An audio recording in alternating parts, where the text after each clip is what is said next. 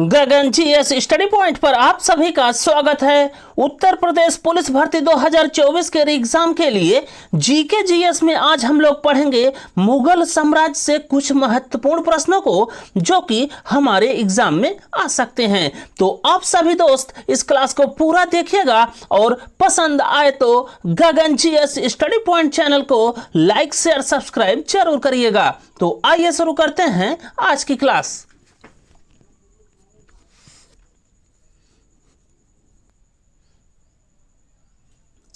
आज की क्लास का पहला क्वेश्चन है, भारत में प्रथम मुगल शासक कौन था? तो भारत में प्रथम मुगल शासक था दोस्तों बाबर, जो कि है ऑप्शन नंबर ए में। तो इस बात का आप लोग ख्याल रखिएगा कि भारत में प्रथम मुगल शासक या प्रथम मुगल बादशाह था बाबर।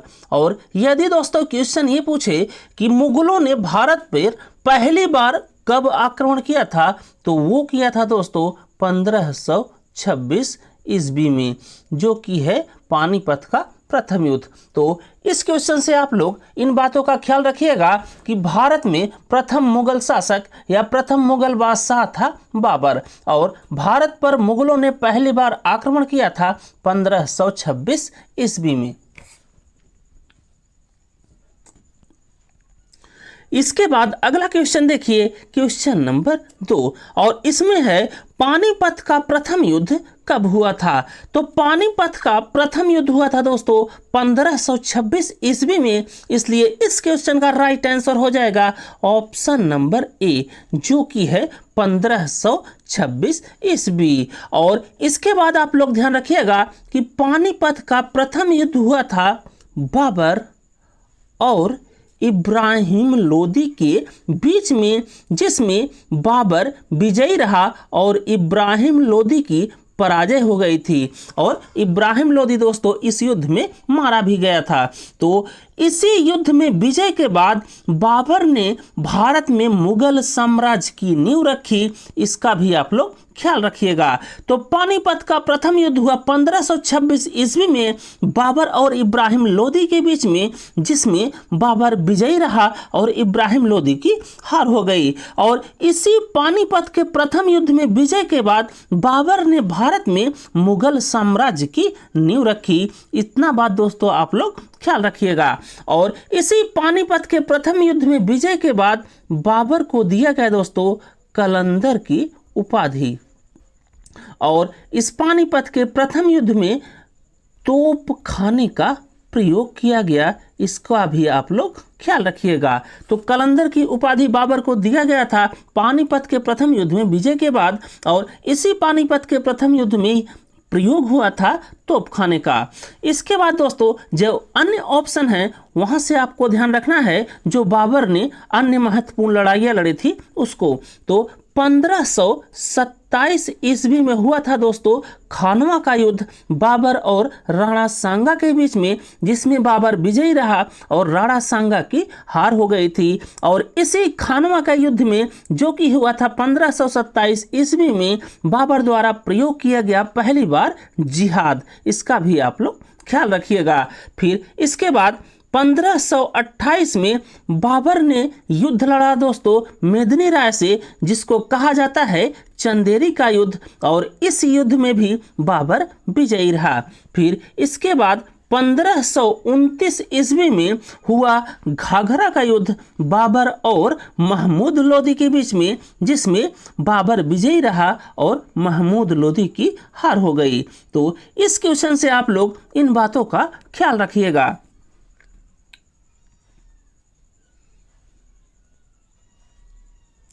इसके बाद अगला क्वेश्चन देखिए, क्वेश्चन नंबर 3, और इसमें है भारत में तोप खाने का प्रयोग पहली बार किसने किया था? तो भारत में तोप खाने का प्रयोग पहली बार किया था मुगल शासक बाबर पानीपत के प्रथम युद्ध में, जो कि हुआ था 1526 ईस्वी में। तो इस क्वेश्चन के लिए राइट आंसर हो जाएगा ऑप्शन नंबर सी।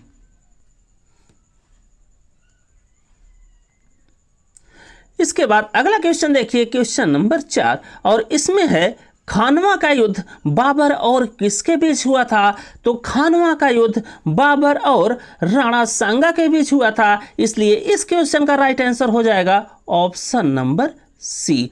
तो यहां से आपको ध्यान रखना है कि खानवा का युद्ध हुआ दोस्तों 1527 ईस्वी में, और ये खानवा का युद्ध हुआ था राणा सांगा और बाबर के बीच में, जिसमें राणा सांगा की हार हो गई और बाबर इस युद्ध में विजयी रहा। और यहाँ पर एक बात और आप लोग ख्याल रखिएगा कि इसी खानवा के युद्ध में पहली बार प्रयोग किया गया था बाबर द्वारा जिहाद। तो जिहाद का कॉन्सेप्ट पहली बार आया था दोस्तों खानवा के युद्ध में।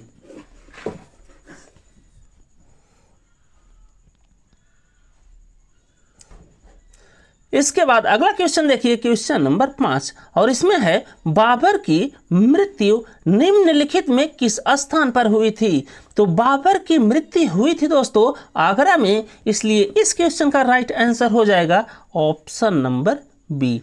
और यदि दोस्तों ये पूछे कि बाबर की कब्र कहाँ है, तो इस क्वेश्चन का आंसर होगा काबुल। तो बाबर की मृत्यु हुई थी आगरा में, लेकिन बाबर की कब्र बनी है दोस्तों काबुल अफगानिस्तान में।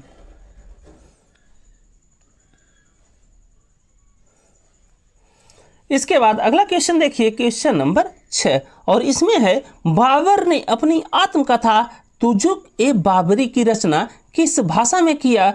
तो बाबर ने अपनी आत्मकथा तुजुक ए बाबरी की रचना तुर्की भाषा में किया था, इसलिए इस क्वेश्चन का राइट आंसर हो जाएगा ऑप्शन नंबर ए, जो कि है तुर्की।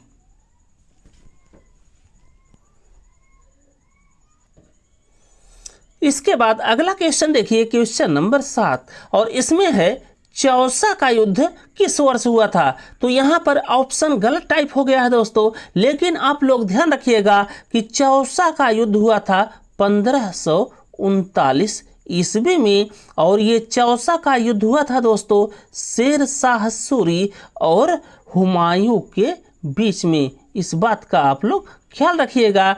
और इस चौसा के युद्ध में शेर शाह सूरी विजयी रहा दोस्तों, और हुमायूं की हार हो गई थी। तो चौसा का युद्ध हुआ 1539 ईस्वी में शेर शाह सूरी और हुमायूं के बीच में, जिसमें शेर शाह सूरी विजयी रहा और हुमायूं की हार हो गई थी।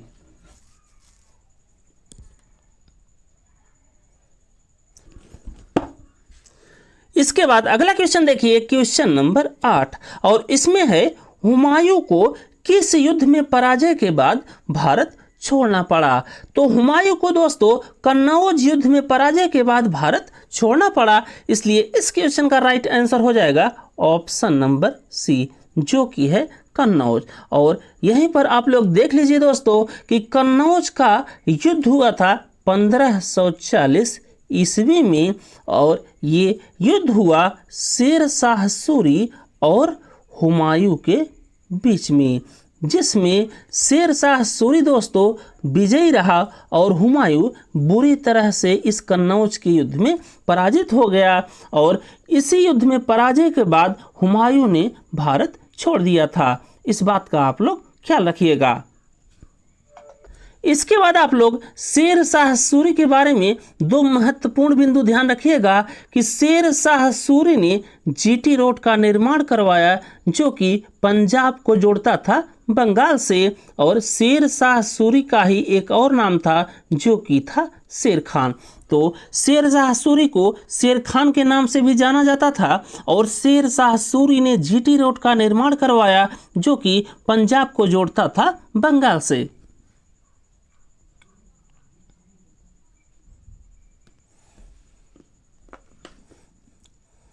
इसके बाद अगला क्वेश्चन देखिए, क्वेश्चन नंबर 9, और इसमें है मुगल बादशाह अकबर का जन्म कहाँ हुआ था?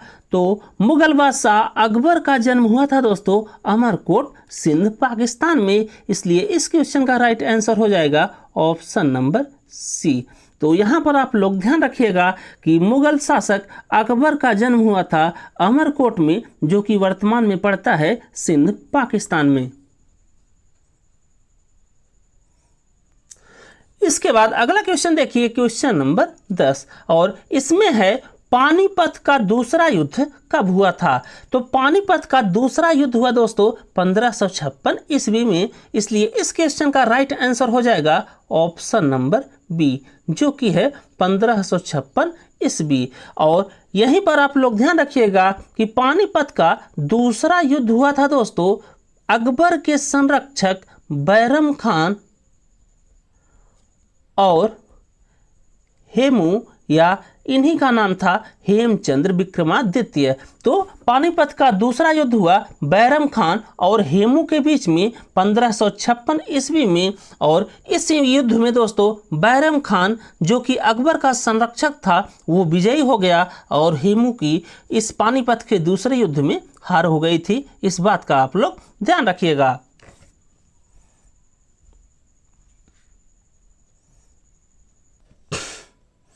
इसके बाद अगला क्वेश्चन देखिए, क्वेश्चन नंबर 11, और इसमें है अकबर ने जजिया कर को किस वर्ष समाप्त कर दिया था?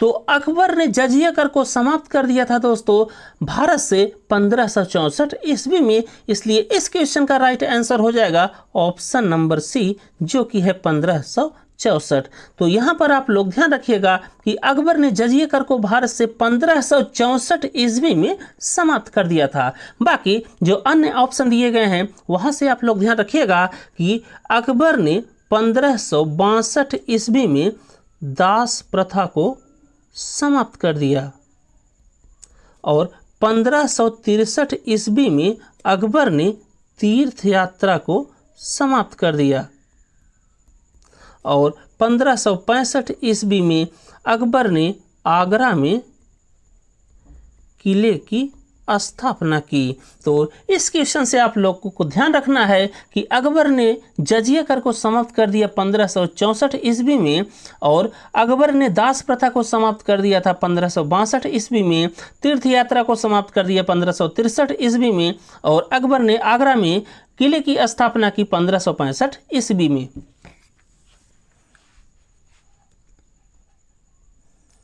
इसके बाद अगला क्वेश्चन देखिए, क्वेश्चन नंबर 12, और इसमें है रामायण का अनुवाद फारसी भाषा में किसने किया था? तो रामायण का अनुवाद फारसी भाषा में किया था दोस्तों बदायूनी ने, इसलिए इस क्वेश्चन का राइट आंसर हो जाएगा ऑप्शन नंबर सी, जो कि है बदायूनी। तो आप लोग यहाँ पर ध्यान रखिएगा कि रामायण और महाभारत इन दोनों का अनुवाद किया गया है दोस्तों फारसी भाषा में बदायूनी जी के द्वारा।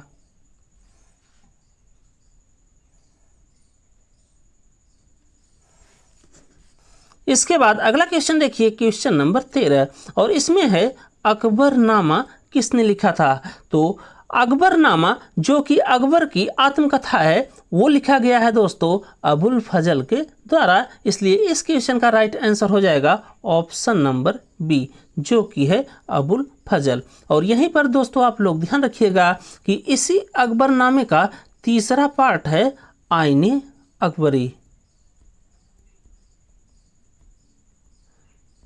और इस आईने अकबरी की भी रचना की गई है अबुल फजल के द्वारा। इस बात का आप लोग ध्यान रखिएगा।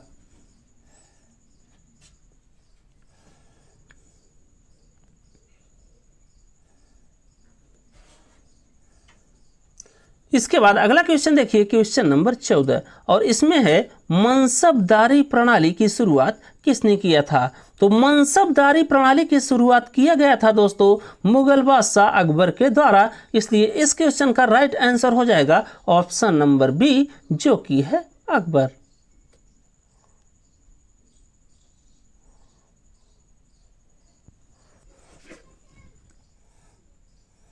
इसके बाद अगला क्वेश्चन देखिए, क्वेश्चन नंबर 15, और इसमें है फतेहपुर सीकरी का निर्माण किसने करवाया था? तो फतेहपुर सीकरी का निर्माण करवाया गया था दोस्तों मुगल शासक अकबर के द्वारा, इसलिए इस क्वेश्चन का राइट आंसर हो जाएगा ऑप्शन नंबर बी, जो कि है अकबर। बाकी आप लोग ध्यान रखिएगा कि फतेहपुर सीकरी में स्थित है पंचमहल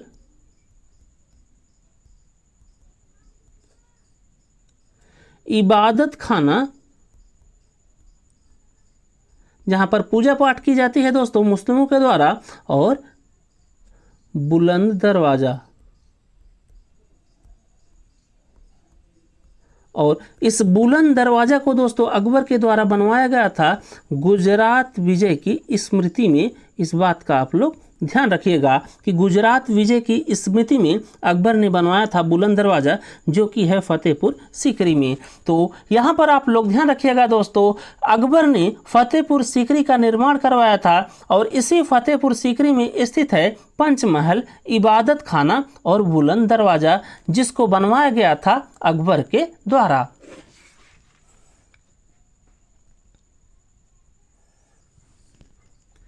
इसके बाद अगला क्वेश्चन देखिए, क्वेश्चन नंबर 16, और इसमें है हल्दी घाटी का युद्ध महाराणा प्रताप और किस मुगल बादशाह के बीच में हुआ था। तो हल्दी घाटी का युद्ध महाराणा प्रताप और मुगल शासक अकबर के मध्य हुआ था, इसलिए इस क्वेश्चन का राइट आंसर हो जाएगा ऑप्शन नंबर बी, जो कि है अकबर। तो यहाँ पर आप लोग ख्याल रखिएगा कि हल्दी घाटी का युद्ध हुआ था 1576 ईस्वी में, और ये युद्ध हुआ दोस्तों अकबर और महाराणा प्रताप के बीच में, जिसमें अकबर विजयी रहा दोस्तों और महाराणा प्रताप जी की पराजय हो गई थी इस हल्दी घाटी के युद्ध में।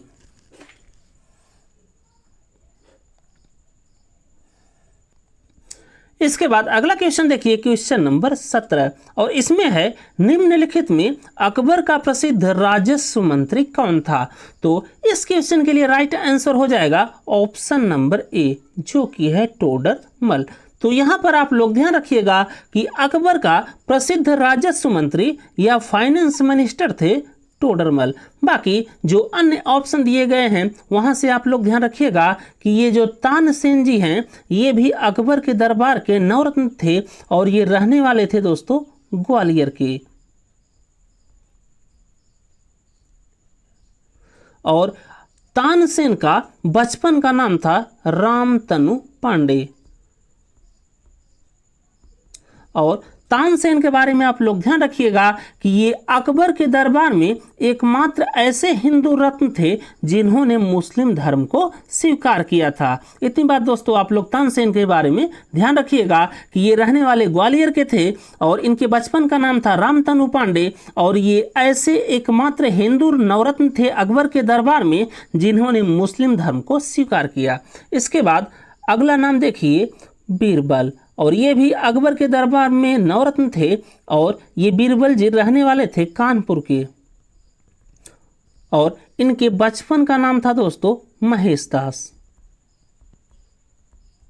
और अकबर ने इन्हें राजा और कविराज की उपाधि दी थी। और बीरबल एकमात्र ऐसे नवरत्न थे दोस्तों अकबर के दरबार में जिन्होंने अकबर के द्वारा बनाया गया दीन ए इलाही धर्म को स्वीकार किया था। और इसके बाद लास्ट में आप लोग ध्यान रखिएगा अबुल फजल, और ये अबुल फजल था दोस्तों अकबर के दरबार का नवरत्न जो कि था वजीर। और इसी अबुल फजल ने दोस्तों अकबर की आत्मकथा लिखी है जिसका नाम है अकबरनामा।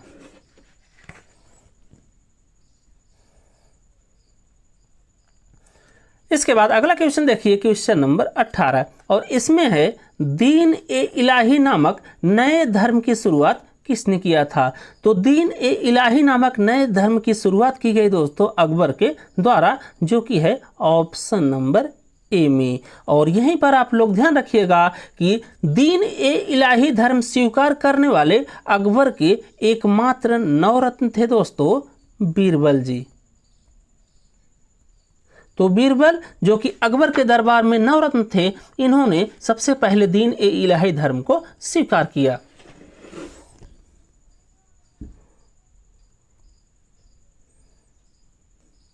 इसके बाद अगला क्वेश्चन देखिए, क्वेश्चन नंबर 19, और इसमें है रामचरितमानस की रचना तुलसीदास ने किसके शासनकाल में किया था। तो रामचरितमानस की रचना तुलसीदास जी ने अकबर के शासनकाल में किया था, इसलिए इस क्वेश्चन का राइट आंसर हो जाएगा ऑप्शन नंबर ए, जो कि है अकबर। और यहीं पर आप लोग ध्यान रखिएगा दोस्तों कि अकबर के शासनकाल को हिंदी साहित्य का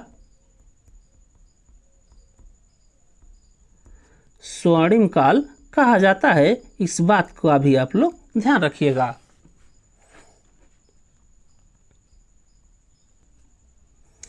इसके बाद अगला क्वेश्चन देखिए, क्वेश्चन नंबर 20, और इसमें है नूरजहां निम्नलिखित में किस मुगल बादशाह की पत्नी थी।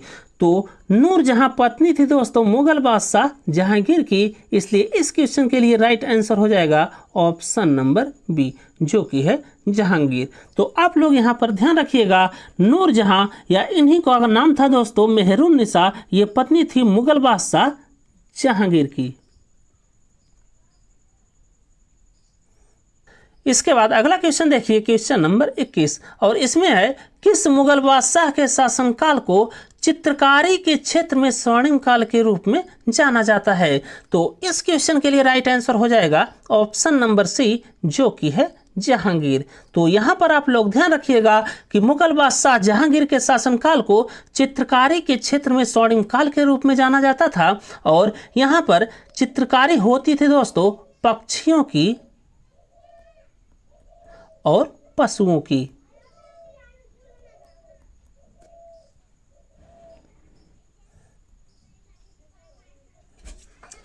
इसके बाद अगला क्वेश्चन देखिए, क्वेश्चन नंबर 22, और इसमें है इंग्लैंड के राजा जेम्स प्रथम ने जहांगीर के दरबार में निम्न में से किस राजदूत को भेजा था।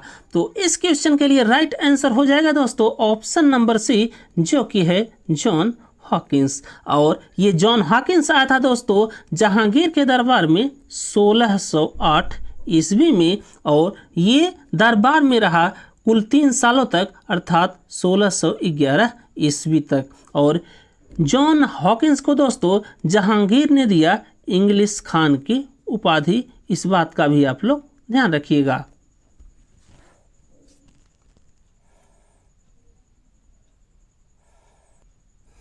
इसके बाद अगला क्वेश्चन देखिए, क्वेश्चन नंबर 23, और इसमें है निम्न में से किस मुगल सम्राट ने स्वयं अपनी आत्मकथा लिखी है। तो इस क्वेश्चन के लिए राइट आंसर हो जाएगा ऑप्शन नंबर डी, जो कि है ए और सी दोनों। तो यहाँ पर आप लोग ध्यान रखिएगा, मुगल बादशाह बाबर और जहांगीर ने स्वयं अपनी आत्मकथा लिखी है, और ये आत्मकथा है दोस्तों जो बाबर के द्वारा लिखी गई है, उसका नाम है बाबरनामा, और जो जहांगीर के द्वारा आत्मकथा लिखी गई है उसका नाम है तुजिक ए जहांगीरी। तो यहाँ पर आप लोग ध्यान रखिएगा कि 2 मुगल बादशाह थे बाबर और जहांगीर, जिन्होंने अपनी आत्मकथा स्वयं लिखी है, और बाबर की जो आत्मकथा है उसका नाम है बाबरनामा, और जहांगीर की जो आत्मकथा है उसका नाम है तुजुक ए जहांगीरी।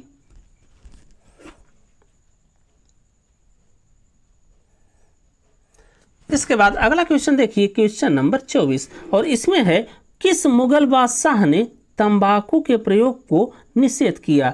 तो इस क्वेश्चन के लिए राइट आंसर हो जाएगा ऑप्शन नंबर डी, जो कि है बी और सी दोनों। अर्थात मुगल बादशाह जहांगीर और शाहजहां दोनों लोगों ने तंबाकू के प्रयोग को पूरी तरह से प्रतिबंधित कर दिया था या निषेध कर दिया था, इस बात का आप लोग ध्यान रखिएगा।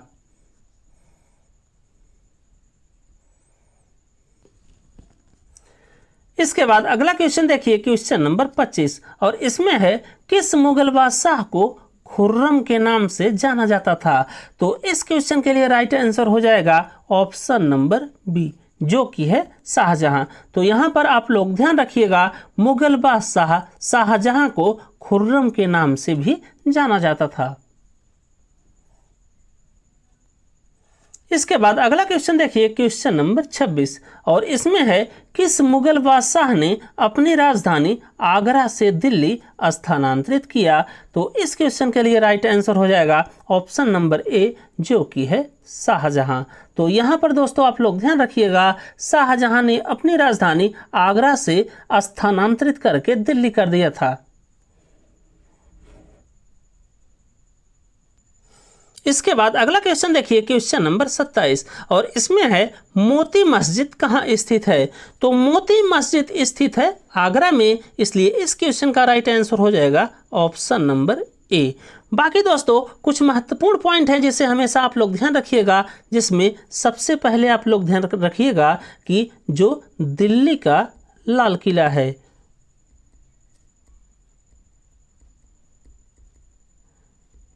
इसे बनवाया गया है दोस्तों शाहजहां के द्वारा।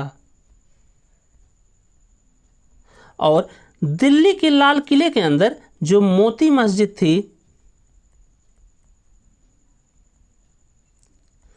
इसको बनवाया गया था औरंगजेब के द्वारा।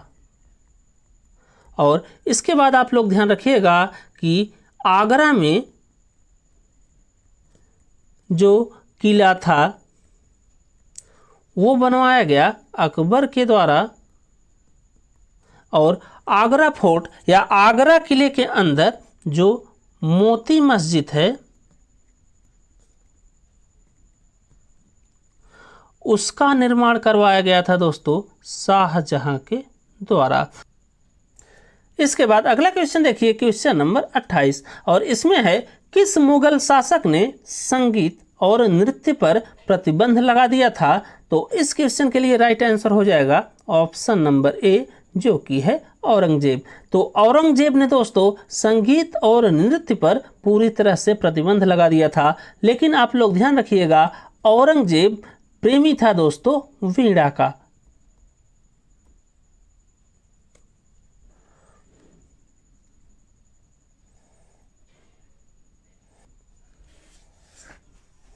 इसके बाद अगला क्वेश्चन देखिए, क्वेश्चन नंबर 29, और इसमें है निम्नलिखित में किस मुगल बादशाह को जिंदा पीर के नाम से जाना जाता था? तो जिंदा पीर के नाम से जाना जाता था मुगल बादशाह औरंगजेब को। इसलिए इस क्वेश्चन के लिए राइट आंसर हो जाएगा ऑप्शन नंबर सी, जो कि है औरंगजेब।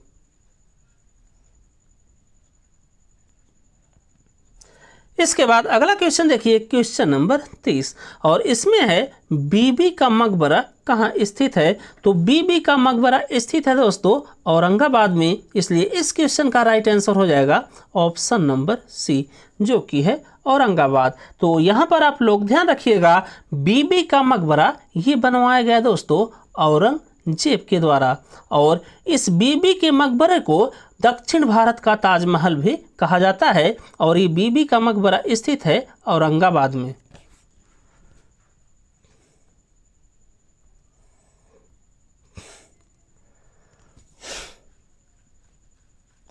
इसके बाद अगला क्वेश्चन देखिए, क्वेश्चन नंबर 31, और इसमें है लाल किले का निर्माण किसने किया था? तो लाल किले का निर्माण किया गया था दोस्तों शाहजहां के द्वारा। इसलिए इस क्वेश्चन का राइट आंसर हो जाएगा ऑप्शन नंबर ए। इसके बाद अगला क्वेश्चन देखिए, क्वेश्चन नंबर 32, और इसमें है ताजमहल के वास्तुकार कौन थे? तो ताजमहल के वास्तुकार थे उस्ताद अहमद लहरी, जो कि है ऑप्शन नंबर ए।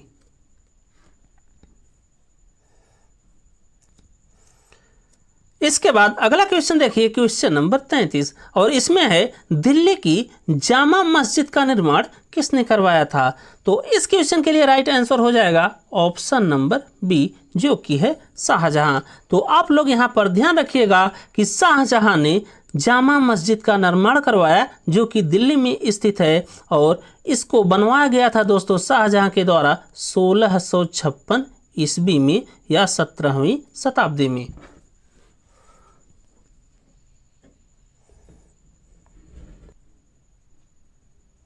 इसके बाद अगला क्वेश्चन देखिए, क्वेश्चन नंबर 34, और इसमें है पादशाहनामा पुस्तक किस मुगल बादशाह से संबंधित है?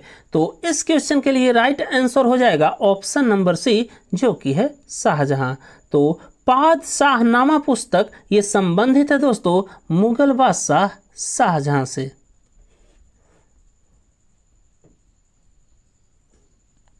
इसके बाद अगला क्वेश्चन देखिए, क्वेश्चन नंबर 35, और इसमें है अहमद शाह अब्दाली ने भारत पर पहली बार आक्रमण किस मुगल शासक के शासन काल में किया?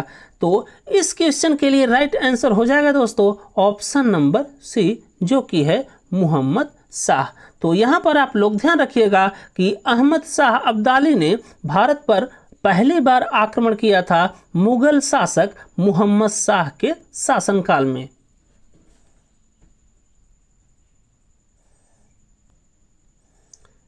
इसके बाद अगला क्वेश्चन देखिए, क्वेश्चन नंबर 36, और इसमें है अकबर ने किस वर्ष कश्मीर को मुगल साम्राज्य में मिला लिया था। तो अकबर ने कश्मीर को मुगल साम्राज्य में मिला लिया दोस्तों 1586 ईस्वी में, जो कि है ऑप्शन नंबर सी।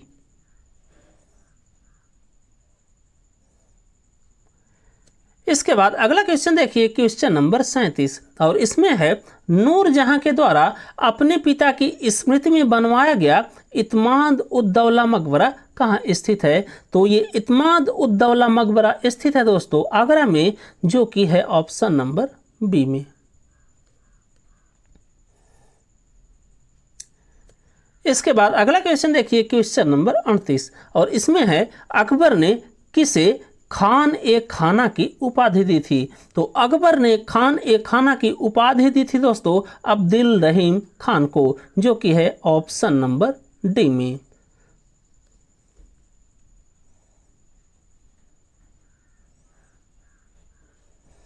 इसके बाद आज की क्लास का अंतिम क्वेश्चन देखिए, क्वेश्चन नंबर 39, और इसमें है निम्नलिखित में अकबर का संरक्षक कौन था।